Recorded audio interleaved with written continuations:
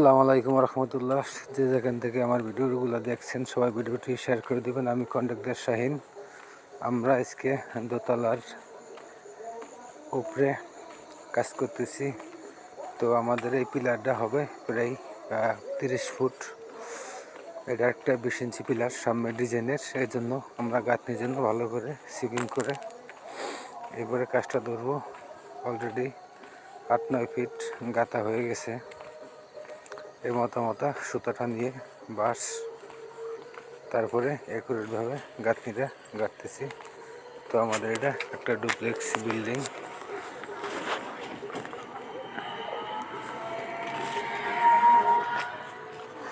সবাই ভিডিওটি শেয়ার করে দিবেন। সম্পূর্ণ কাম ডালার মেশিন দ্বারা করা।